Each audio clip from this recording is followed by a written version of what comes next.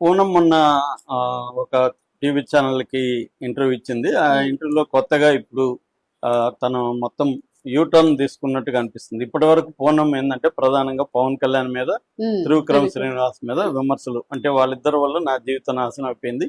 ఒక రకంగా పవన్ కళ్యాణ్ నన్ను వాడుకొని వదిలేశాడు, త్రివిక్రమ్ నన్ను వాడుకొని వదిలేశాడు అనే యాంగిల్లో అమ్మాయి మాట్లాడింది. మొన్న అయితే డైరెక్ట్ గా త్రివిక్రమ్ శ్రీనివాస్ గురించి ఒక పిఆర్ఓ ఆయన ఇంటర్వ్యూ షేర్ చేస్తే స్రవంతి రవికిషోర్ త్రివిక్రమ్ మధ్య నువ్వు నాకు నచ్చావుకు సంబంధించిన ఇంటర్వ్యూ చేస్తే ఆయన కొన్ని సినిమాలు డబ్బు తెస్తాయి, కొన్ని సినిమాలు పేరు తెస్తాయి, కొన్ని సినిమాలు మాత్రం గౌరవం తెస్తాయని మాట్లాడితే అసలు ఈయన గౌరవం గురించి మాట్లాడుతున్నాడు, ఇతను చాలా దుర్మార్గుడు, హీరోయిన్ల జీవితాలతో ఆడుకొని వదిలేస్తాడు, ఇవన్నీ కూడా చేసింది. సడన్ గా ఇప్పుడు ప్లేట్ మార్చేసి ఇండైరెక్ట్ గా వైసీపీ వాళ్ళు నన్ను బెదిరించారు, కడప వాళ్ళు బెదిరించారు, నా జీవితాన్ని నాశనం చేయడానికి 15 కోట్లు ఖర్చు కూడా పెట్టారు. సో ఒక స్టార్ నటుడు, రాజకీయాల్లోకి వెళ్ళిన స్టార్ నటుడికి యాంటీగా మాట్లాడమని నన్ను ఇచ్చేసారని చెప్తుంది.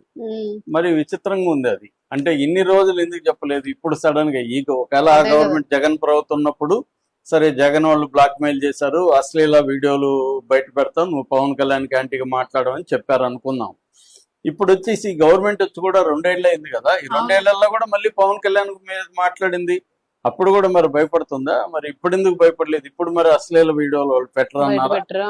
సో ఏం కన్ఫ్యూజ్ గా ఉంది అమ్మాయి. రెండోది ఏవేవో చెప్తుంది, నేను కాలేజ్ మానేసాను మధ్యలో వీళ్ళవల్లే అంటుంది. మళ్ళీ నా పెళ్లి ఆగిపోయింది, నా స్నేహితుడు ఒకతను నన్ను పెళ్లి చేసుకోవడానికి ముందుకు వచ్చాడు, ఈ లోపల ప్రెస్ మీట్ పెట్టి చెప్పగానే అతను వెళ్ళిపోయాడు అని చెప్తుంది.